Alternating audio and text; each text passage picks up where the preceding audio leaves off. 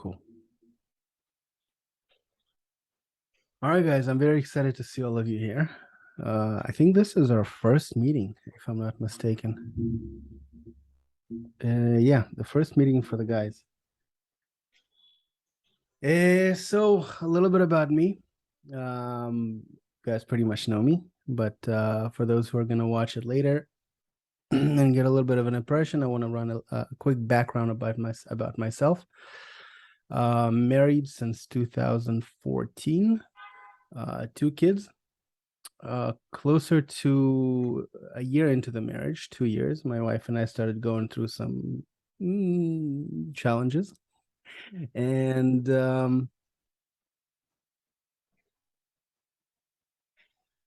very, very uncomfortable situations, misunderstandings, conflict. And I realized I had to start kind of figuring out why things were happening the way they were happening. I mean, I was always interested in psychology. I studied psychology.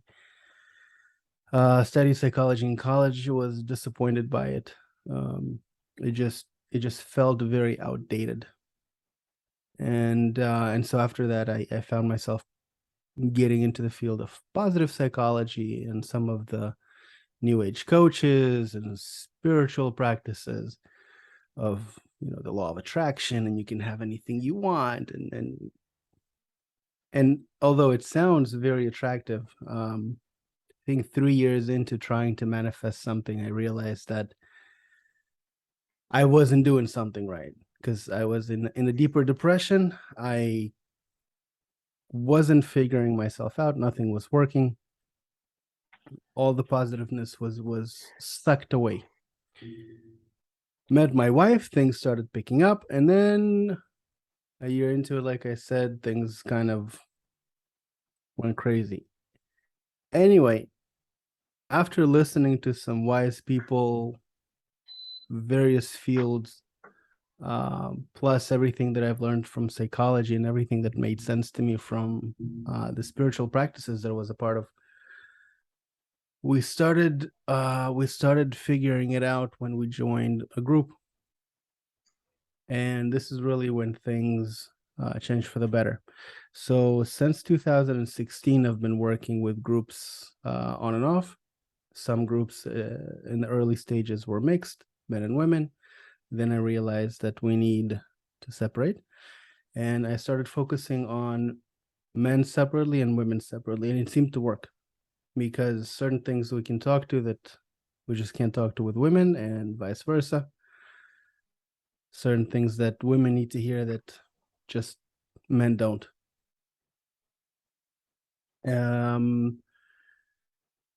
If you guys will have any question in the process of our meeting together, feel free to ask. I want it to be as interactive as possible. I want it to be as valuable as possible for you guys. But the purpose of this, and I think, how did I name it?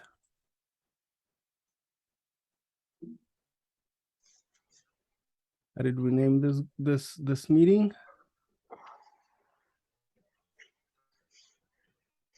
I'll tell you in a second.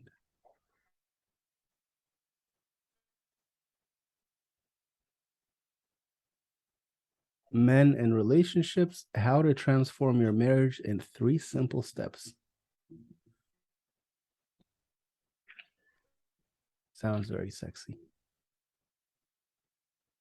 Now, whether you're married or you're just in a serious relationship, or you're getting into one, the rules are the rules are the rules. And the rules are kind of simple and difficult at the same time. On one hand, society has been telling us that, we're in a partnership, everything is equal, things are kind of like, I'm going to mute you for a second. Got it.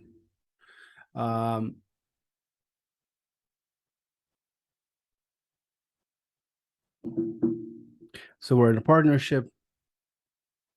Our roles have been lost through the years.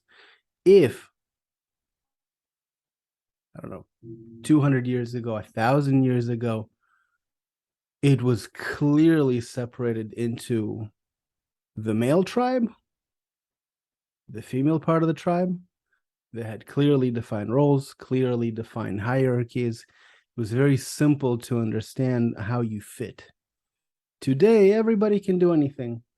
We see, and we see it getting much worse. We see it getting into some crazy things that I don't even want to get into. But the point is, men have lost their tribe. And as a result, what happened is we started relying on women for some of our emotional validation, which in turn put a burden on them that they weren't supposed to carry in the first place. And as a result, the men in the relationship see a lot of kickback, disagreement, challenging of the authority, almost challenging of the role of the man in the house. It all happens on a subconscious level. It's not like anybody's sitting in there plotting. But a lot of times when in a relationship you hit a challenge in whatever way it may manifest, the root of the challenge is actually an opportunity to discover and get back to the root of who we are as men, who they are as women. Get back to that root, because if we stick to our root as men and women and stick to our roles, everything just flows smoothly. Again, if you guys have any questions, feel free to ask.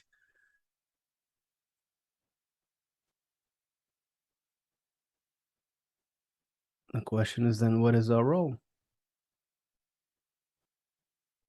What do you guys think? What is our role in the family? Fulfill the desire of our partner, our wife. All right. Fulfill the desire. Any other options?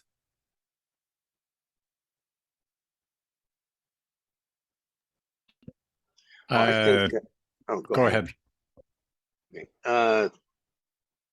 Yeah, it's a good question, because I was just talking about this to my wife, and she said my views are old-fashioned.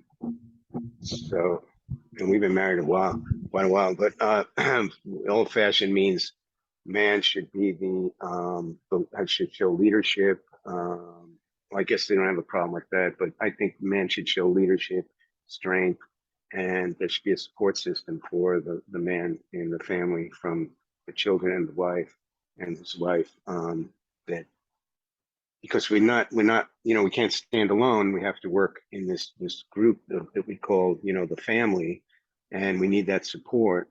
And then there has to be finally an agreement, and then a decision on whichever way the family is moving. And these seem to be a structure that I guess I grew up with until my family got divorced. So, but I always thought there was some level of importance with that. Anyway, I'll let someone else speak. Cool. Thank you, Peter. Yeah, thanks.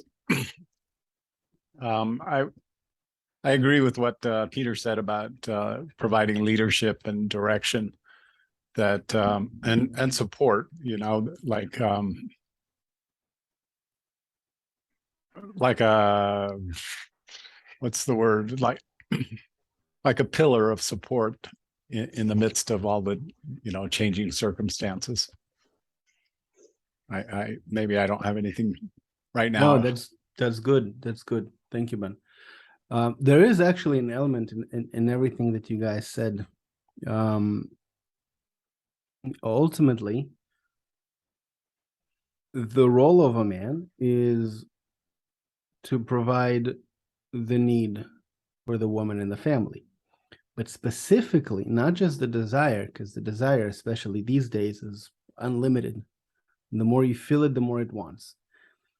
Right? There's just no end. I mean, you can literally be fine with a car for 2 months, and then after 2 months, you're just tired of the way the leather creaks, and you want to switch it to a new car. And it doesn't matter. It's like that about anything. unlimited desire. So that it's just not realistic to have to fill or fulfill all of the desires. But we know that the basic and most deep-rooted need of a woman is safety and security. And safety and security, it's a very vast notion. It's a very vast category. It can be financial safety and security. It can be emotional safety and security. And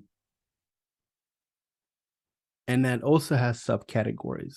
You know, the space that she has to express her emotions. Is it safe, or does she get kickback the moment her emotions get negative? Or is her man able to take on her emotions, process them for her, and then properly react? All of that is designed in nature's ultimate wisdom to grow the man, to allow us an opportunity to become wiser, smarter, stronger, true leaders. Because when you get challenged from below, women, kids, society, you either submit to the challenge or you overcome it.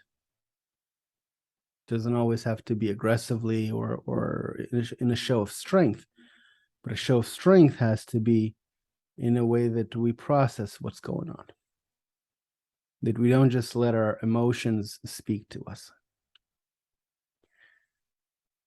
What often happens is, because a woman is a very sensitive being, she processes everything from what's going on right now to what happened in the past to what's happening in the future, or what's going to happen in the future, both when it comes to her personally, to when it comes to her kids, when it comes to you, to her parents, her sister, her cousin, her brother-in-law. All of these are constantly rotating in her, in the background, and that causes a lot of stress. And the way she gauges where she is by bringing some of that stress to you and seeing how do you cope with it, because you are the coping mechanism as the man in the relationship. And then if she sees that you're not coping, that means she has to rely on herself, and it's a very scary position for a woman to be in.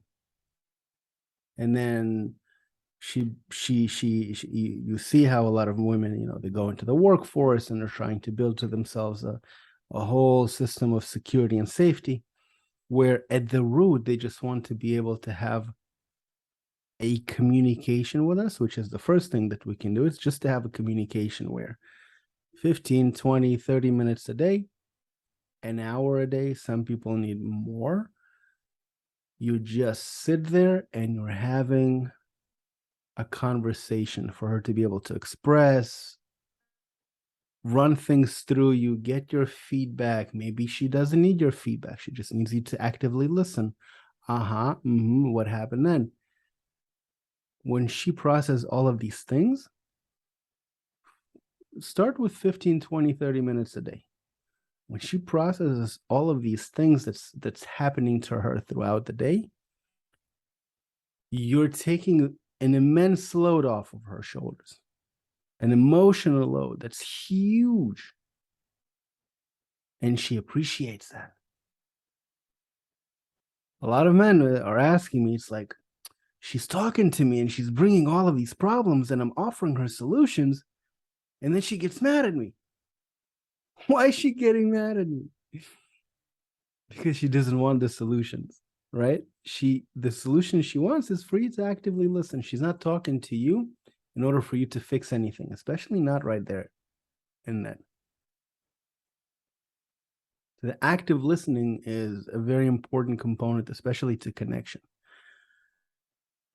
Sometimes she wants to get some feedback from you because she feels she has been talking too much. It gets a little, there comes the experience of doing it enough times and consistently enough to where you get to have a feeling of where you need to talk, where you need to shut up, where you need to listen more, where you need to ask questions. But the point is consistently 20, 30 minutes a day. The second thing is, women have a deep need of feeling that they're number one priority, number one importance in a man's life. That's why they chose you. They have a need to feel that they are the prize. How does it look like? By her asking you to do things. And then she sees, oh, how is he reacting when I ask him to do this? How does he react when I ask him to do that? Most of it, 99, if not 100%, is happening unconsciously. She doesn't realize why. It's just a need for her to reaffirm where she is in relation to you. And if you continuously show her that you're attentive, you're checking in, you're seeing how she's doing, you're doing what she asks you in a reasonable time, she doesn't have to ask you over and over,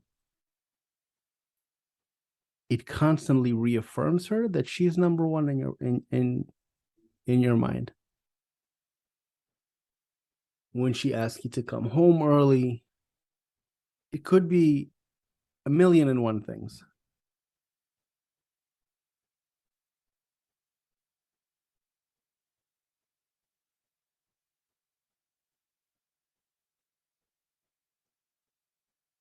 The other thing is no judgment.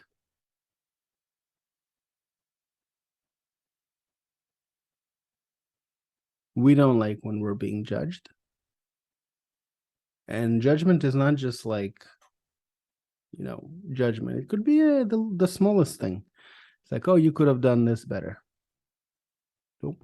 Everything she's doing is perfect.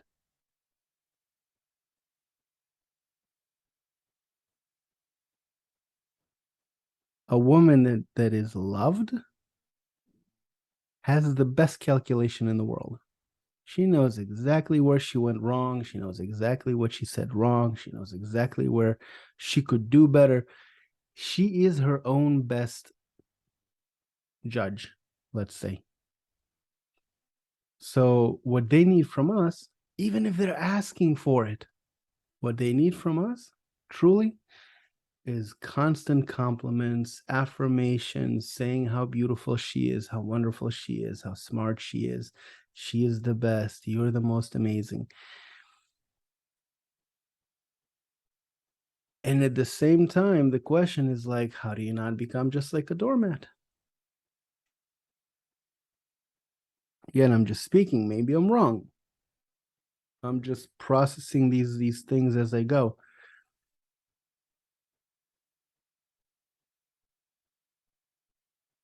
But our challenge as men is to find a purpose for ourselves. And a purpose for ourselves cannot be the family.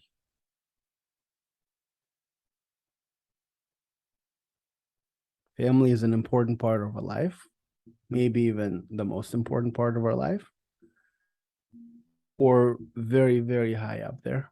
But we need to have things that drive us outside of the family, outside of the home, outside of the kids, outside of the wife, something that we can dedicate ourselves to. And whether it's a job, whether it's studies, whether it's hobbies, whatever that may be.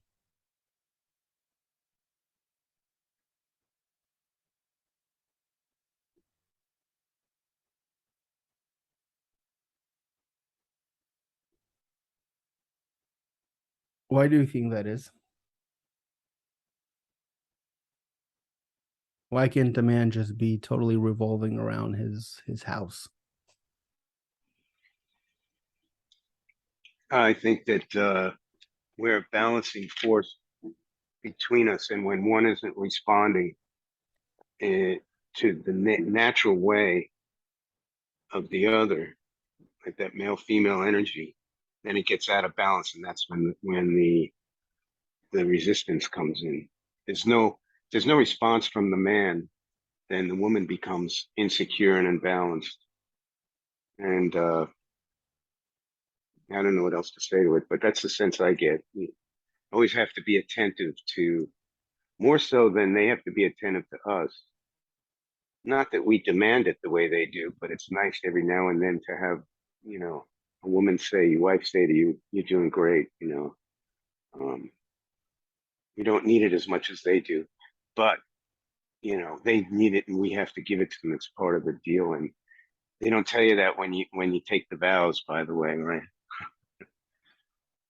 Well, they don't tell you anything when you take the vows. You think this is No, this is yeah, as really. good as it gets, man. It's gonna be like that forever.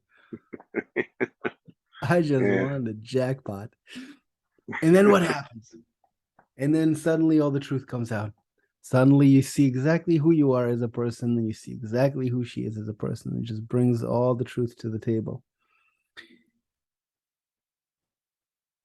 And what you said, Peter, is such a main point of today's society. Is like, you know, I just wish I could get a little appreciation from her.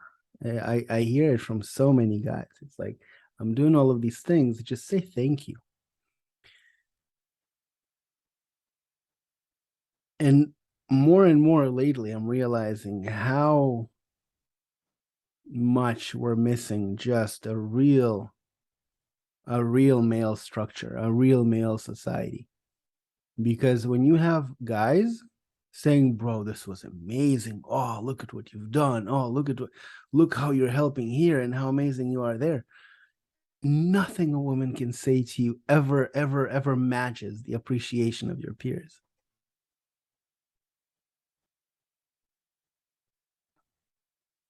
I mean, I don't know. Brandon is a military guy. Maybe some of you guys were also in the military, but you get a lot of that type of bonding when you're in the military, and you have to rely and kind of support one another through some of the challenging times. And to me, anyway, it feels like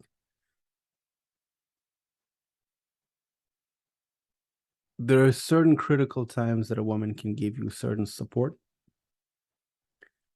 but she's more like the accumulator of energy, where she just accumulates all the love, all the energy, all the positivity, and then when you need it most at a time of crisis, boom, you get it. But it's not something she can continuously dish out. Not at a level that we need that.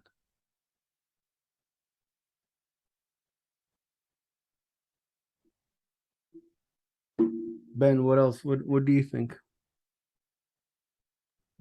Well, I wanted to go back to your question. Mm-hmm.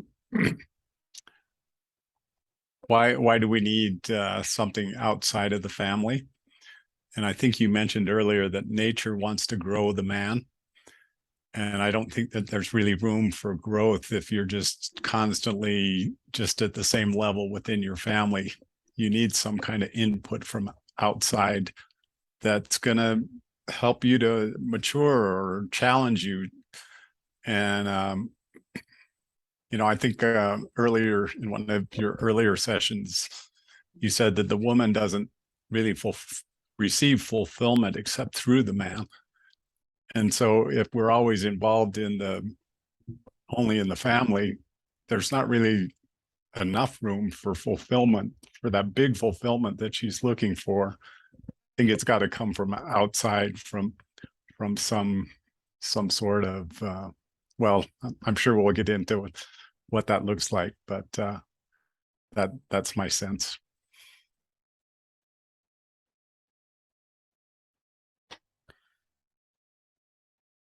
Yeah, so I really want to make this super impactful. And I don't want to just waste words, but what I really want to do is just for whoever is listening to this to be able to get something awesome out of this. And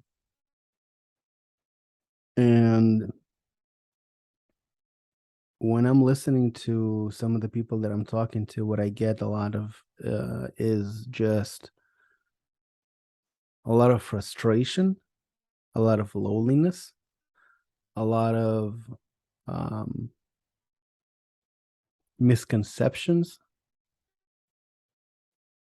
and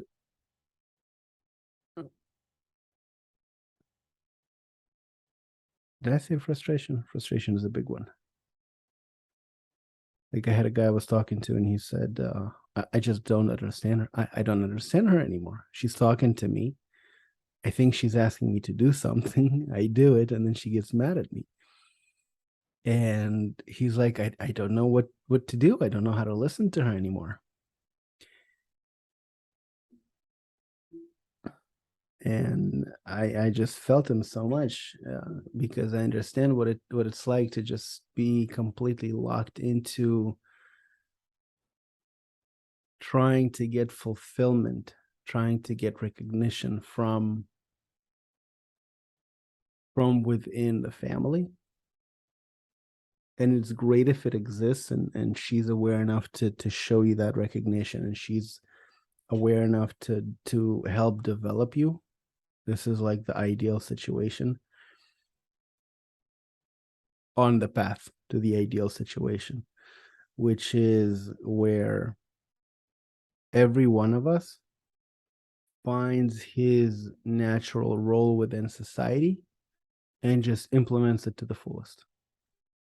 Just where else can I be helpful? Who else can I help? How else can I develop today?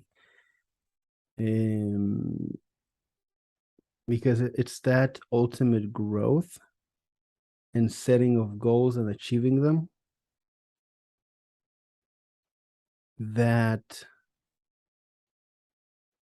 raises a huge level of confidence and security and masculinity within the man, so that everybody who's under him, his family, his wife, instantly has respect on the animal level. It doesn't need to be earned. It doesn't need to be spoken about. It's just there.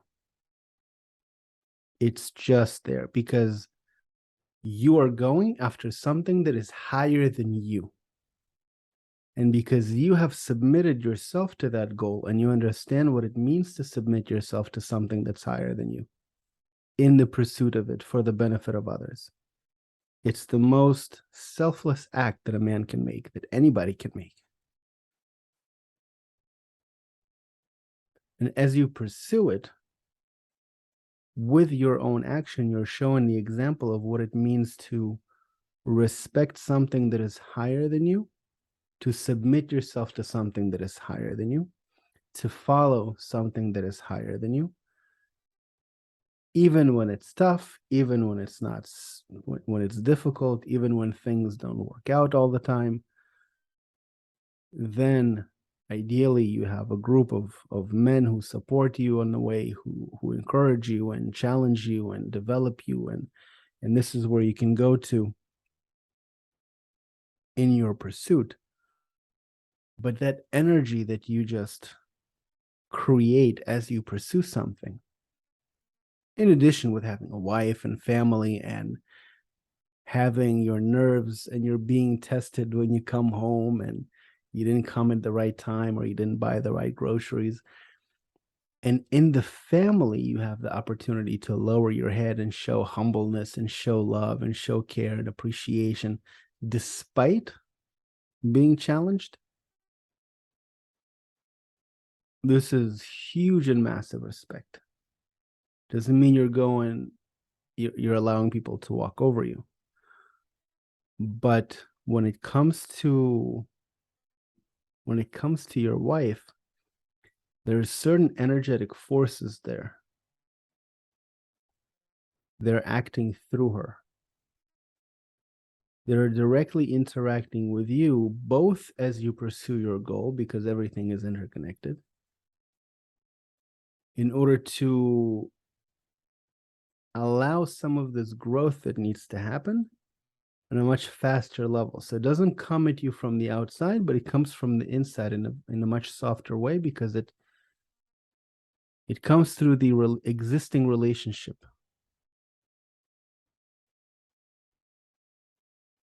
So I think I went somewhere that I don't know if I meant to go, but we went there.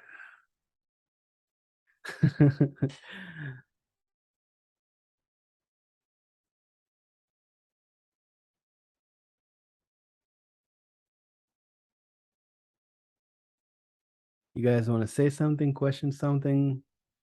Any scenarios you want to work through? Any questions, general questions? A few minutes ago, you said something about that you have a choice. Like when the woman is pushing you, your partner is pushing you to do something, and you have a choice of either submitting or overcoming.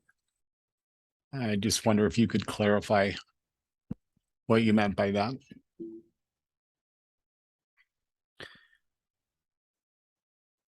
So overcoming, you overcome yourself. The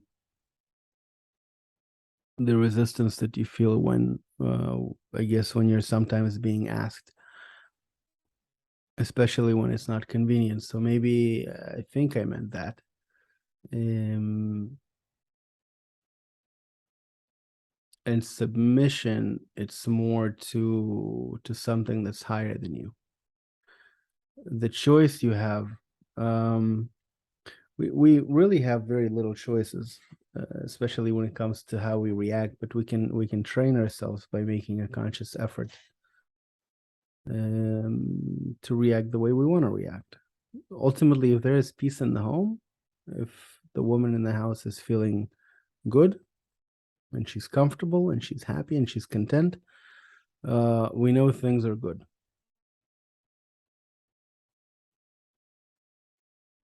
I don't know if it answers your question. Brendan, you wanted to say something? Yeah, I was just going to ask, it's more of like a less of me, more of her. Meaning I don't have to solve a problem. I don't have to answer unless she asks me a specific question.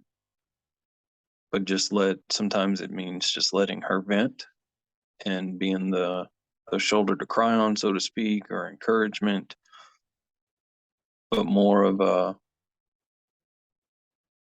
there are certain things that I need to do as the role of a man, as expected. But then there are times to where I don't need to try and think either. I just let her tell me what it is she needs, and then I can fulfill it or fix it or correct it, however you want to look at it. Yeah. There is the aspect of her directly coming to you with a task, like this needs to get fixed, we need to buy this, this is a challenge that needs to be overcome, and then you just go and figure it out. And then there's the time when she's gonna come to you with a lot of blah about friends, about work, about kids, about worries. It doesn't, I don't even know how to describe it, just a lot of different things.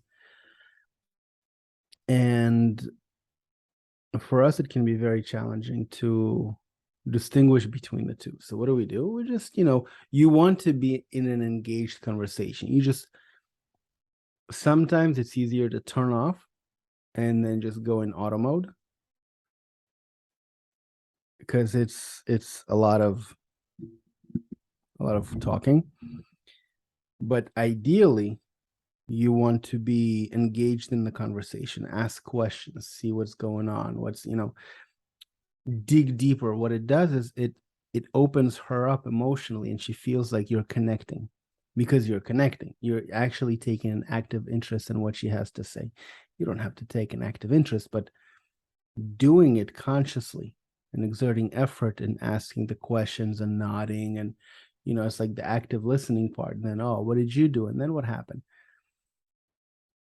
It really creates a special bond, because you're beginning to live through her, and in that, she's unloading a lot of that burden on you. Just through having this type of conversation, you're unloading a lot of the burden off of her. And then after the conversation is done, doesn't mean much to you. You're not emotionally invested in it. In the charge itself, it's gonna go away. But for her, you feel how this transfer of energy happens. She just feels lighter.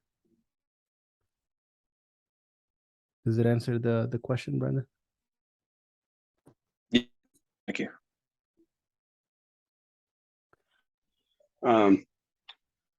Yeah, I'm listening to this and what you're saying, and I find that less is more.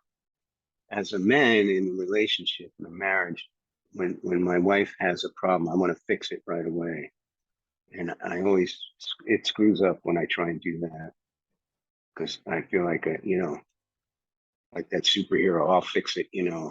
I can correct that. So I have had to learn to be less responsive in that way. I find that silence is better than speaking.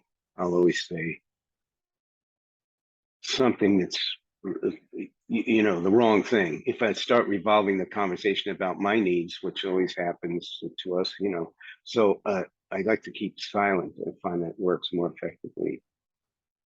And just to add to that, I used to study with a group of years ago, Sikhs, yoga. It was real intense. And they used to do a lot of work on marriage and stuff and relationship. I wasn't married at the time, but it was helped. A lot of it I remember. One of the things that they said was when a woman is raged, a man goes on silence. And you tell your wife, I'm going on silence for the next 24 hours. In other words, I'm not going to be speaking to you or anybody for that matter. And somehow when you go through, and of course, I'm not recommending this, of course, but I'm saying that when you go through that, the mind, the emotions has a period to adjust. So when you come back to it and you start speaking again, you go into that speaking state, you're approaching it from a different Peter, have you level. tried going silent for 24 hours when your wife is mad? Yeah. And it helps Yeah. the relationship for you? It drives a woman crazy. Ah. Yeah. And that's what they tell you. They say you'll drive her crazy, but you got to stay strong. You can't break it because then they'll respect you for standing up and doing what you said you were going to do. See, there's a lot going on there with that. Yeah. Well, But the thing is, we need to yeah. understand why she's mad and why she's crazy and why she's emotional. A lot of course. times it can come out like that, and what she needs from you maybe at the time is just, like with a toddler when he's having a tantrum, Mhm. you're not going to leave him alone for 24 hours. That would be like child abuse. But Of course, sometimes they they're can't at do the that. state where they're overwhelmed with emotion, and some of it can be very negative emotion. And then they have a need to express it. You're the only person that she feels safe enough to express it. She's not going to go to the kids, God forbid. Certain things that she won't even tell her friends because they're going to judge her for it. You're the only person that can be her confidant in those states. That she knows that even if let's be realistic, even if we judge them and we get angry, but their instinct is to come to us because they understand that we should be ideally the strong party in the relationship to where we can take it, absorb it, not be as bothered by it because ideally we're stronger emotionally, and then we can create comfort around it and understanding and compassion. And be like, look, I totally understand. Maybe I did something wrong. I apologize. Whatever you have to do, you have this conversation. And then it's like, let's see if it's something that's tangible that I did. Let's see if we can solve it. You walk them through it like you would somebody who's younger than you.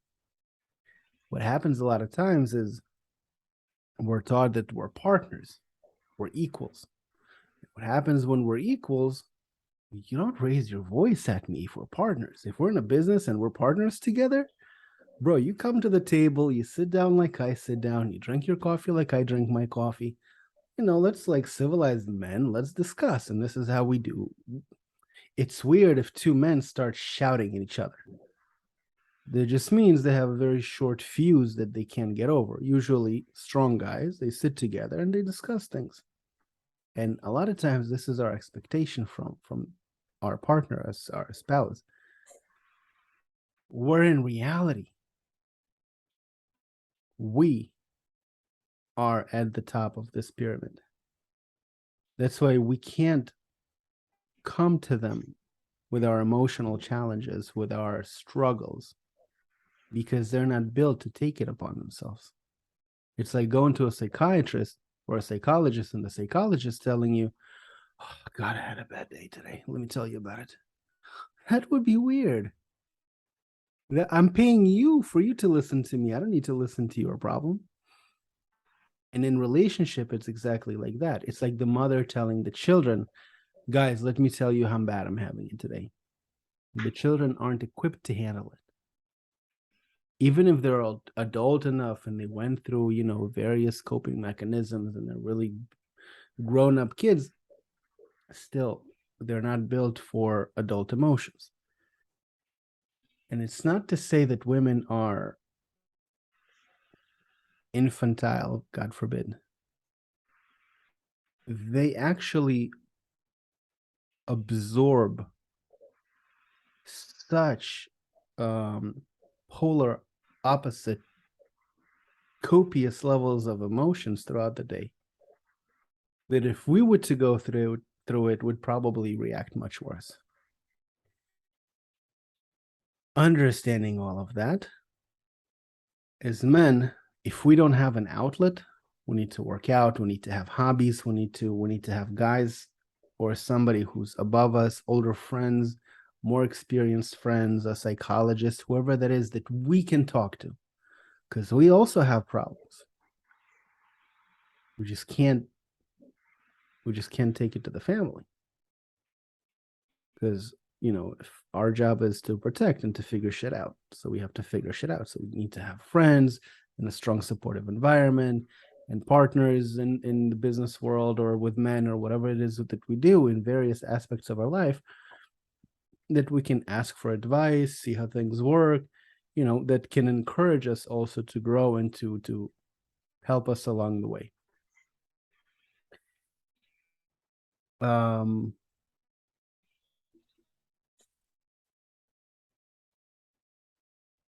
Specifically for younger relationship, premarital, for example, you don't have that commitment yet. What that means is, this is your time of getting to know one another. You're literally at the interview process. You didn't get hired yet, but you're at the interview process. Like, you understand that it's leading to the job, a full-time position. You're about to sign the paperwork. You understand that this is where you're going. This is the goal. Otherwise, there is no purpose for doing 5, 6, 7, 10 interviews if it's not leading to a job.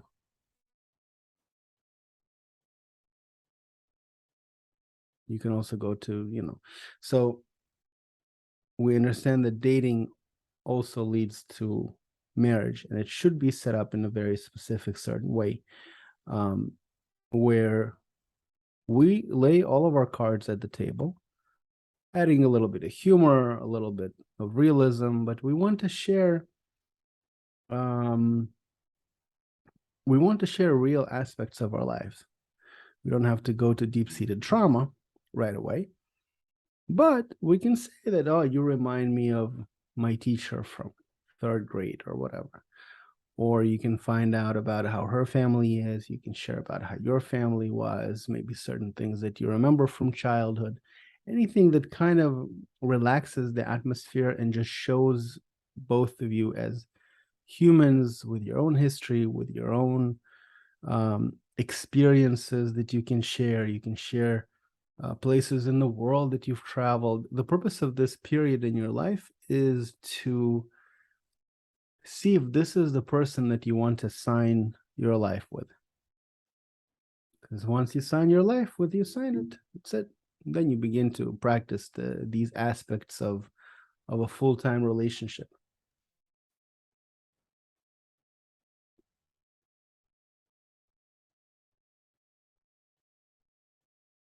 What else, gentlemen? We have 10 minutes.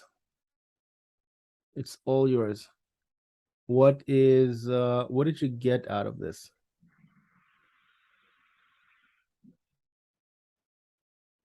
Let's start with this. What is one thing that stuck with you? Well, for me, the added some support for what our role is and the emotional support for our partner. It's more important for, I mean, I seem to have gotten out of this conversation that it's more important for us to support them. It's more important for them to be supported by us than us ignoring it or treating it like it's trivial or not important.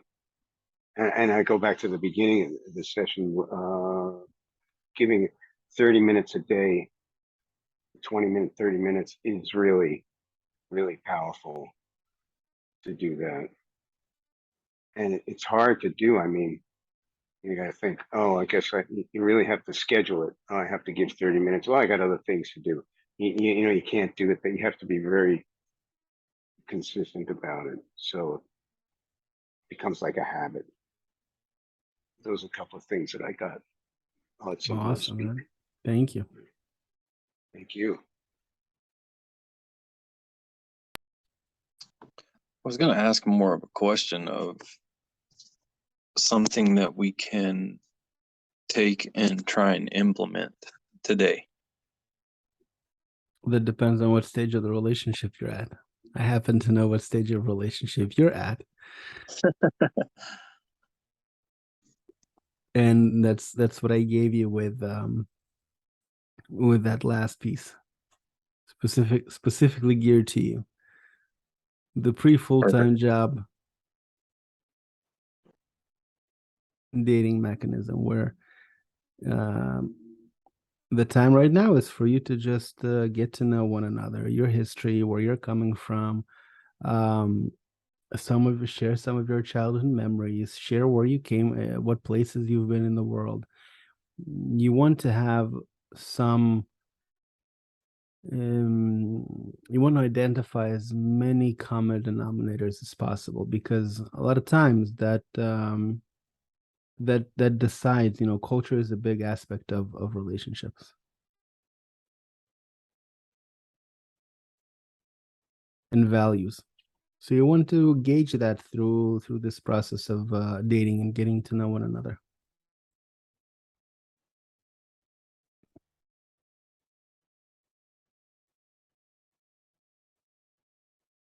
Yeah, more? Well, what stuck out to me, at least one of the things that was the need or the suggestion to always compliment and affirm. Like for me, that's kind of an exception. I can see that that would add a lot to the relationship if I were actually to express when sometimes I'll look at my partner and think, oh, what a nice smile, or wow, I like your eyes, but I don't say it, and so that's kind of on my to-do list, is to look for every opportunity to say something nice about my partner and just see what happens when I do that. Awesome. Good questions, situations. Listen, you guys, we can solve all of your issues, all of our issues right now. We have 7 minutes. So I have a couple of things. One is that we started out with the title of 3 things, and I'm not sure I know which the 3 things those are. So that, and then the other question you can go. Let's do the 3 things real quick. Okay. You don't judge. You don't pass judgment. You don't say what she didn't do well. You don't say what she could do well. You don't do anything to guide her. She is her own best guidance system if she is full of love. The second one was the compliments. Make sure that you shower her with love. You almost overdo it. Compliments, compliments. You want to show her, you want to tell her how pretty smart she is. You want to find all the different ways you can compliment her. You can give her presents. It doesn't have to be big presents, small here and there. And I think the first one was 20 to 30 minutes a day listening. You, with it, what you're doing is you're creating a space of safety. You're building a fortress around her, or around both of you, that she feels completely naturally safe in to be herself. And the more love you pour in, the more she can shine out, because you are allowing her to not worry about herself.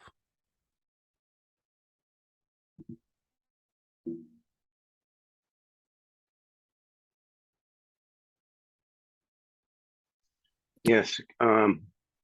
Security for a woman is like really paramount. And I think that a lot of the, well, I can't speak for anyone else's, but any time there's any discord in my marriage, it's because of my wife feeling insecure, unprotected, or not not secure about the future, whatever, or in the moment, anything like that. But usually, whatever is brought up to show discontent is not really what is actually causing it. It's just like a covering, you know. Because in my case, it's a symptom, and there is a deeper root cause. Usually, that's how it yeah, always that's what I'm works. saying. Right. Yeah. Yep. There's a deeper root cause. Yeah. And it takes a while to, got to really be aware of that as men, husbands, because you can't say, oh, that's trivial, or why should you even care about that? Never tell him, why do you care about that or anything? Boy, that's a short It fuse. sounds like you're speaking from experience. Yeah, every time. Yeah. And the trick is not to do the same shitty thing over and over again, you know. Yeah. You know, I Cool. mean, when I started to study, you know, when I started to get on this path, I had a lot of resistance. It caused a lot of friction, and that's all calmed down We're now. not talking about that right now. This is a You're general. not talking about This that. is Yeah, a general. right. Yeah. This is a general video that's going to be. Yeah, that's fine. Yeah, but I'm just saying that's just another. You know, it's Yeah. well. Let me say that this. My interest. I have a lot of interest. And in things that I just love to do. You know, that just like require just me to be alone to do it. And when I go there, you know, it's almost like I have to schedule that. Or I get resistance, you know, because I have things that I like to do in the arts, and you know, and all that. And when I do it alone, there's always you know, it's almost like I have to schedule my time, and I have resentment to that. You know, it's like I'm impulsive in that I just want to go do that thing, you know, because it makes me feel centered or whatever. And if I don't do it, then I get agitated and it causes friction. So it's a challenge there. And it seems that, you know, women are always looking, maybe not all of them, but a lot of them, from my experience, are always looking for attention. So phrase it in form of a question. Yeah. How do you keep aware of the fact that, you know, what are the signals that you're looking for when a woman needs attention? Because sometimes the men are just oblivious, you know. So what is a remedy for that, you know, just to pick that up? They're looking for attention and they're quiet about it, you know, but yet they're signaling. She always needs attention. When she tells you she needs attention, it's already way beyond the point that she needed attention. Too late, yeah. It's not too late. It's just No. she's been holding for you to act for you to Yeah. pick up the phone and see, hey, baby, how's your day? Thinking about you. Hope everything's good. Sending her a text, man, I'm at work, but I wish I was with you. You know, it doesn't take much, but you know, every once in a while, you're reminding her, my thoughts are constantly with you, even if it's 3 times a day, 3 text messages, 1 call. It's not a lot. Hey, I got to work, all's good, thinking about you. Hey, I'm on my way home. See you soon. Miss you so much. 4 or 5, Yeah, it's 6, that simple. Yeah. 4 or 5, 6 points of contact throughout the day. You're in a different ball game. Ben, you had a question. Well, it kind of goes along with what Peter's talking about, which is, yeah, I really like what you brought up, because there's things that we want to do as men outside of the relationship. And I think you mentioned before, you used the phrase, how not to become a doormat. And I think that was tied with having a purpose. But if you've got a purpose, it, like you said, it kind of conflicts with the giving her attention. And so I think you answered it, but maybe you could go a little deeper. Yeah, you will notice that she has a problem with everything that you're doing, and literally everything that you're doing, only when she feels that she is second to those things that you're doing. You can be as holy as saving children in Africa, or I don't know, saving the African hippopotamus, the rarest. God knows what, you know, what is your purpose in life, for example, to what good you want to do with your life. Whatever good that is, if she feels second to it, it instantly puts you at a place that she's going to be putting sticks in your wheels constantly. She's going to be stopping you, demanding you, complaining, all of that things. So, and it's even written that to put your wife, because I'm studying the Jewish tradition, it even says that shlom bayit, peace in the home, is more important than you going out and studying Torah. Studying Torah is a very high commandment. So what that means is, for you to temporarily put your obligations and your not even but maybe obligations and your hobbies and your work temporarily. You're not doing it all the time, but there might be an instance where you have to show her that you are my number one priority. You may have a retreat or something that you need to go to, and she says, I want you to stay home. And you have to be genuinely ready to say, put your backpack, and you say, honey, if you want me to stay home, I'm canceling. And she may even say, you know what? No, I don't want you to miss it. But the fact that you're ready to do the sacrifice for her, it shows her that she's number one place in your life.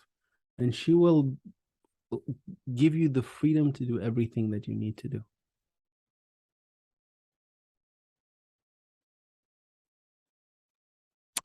Excellent. Thank you.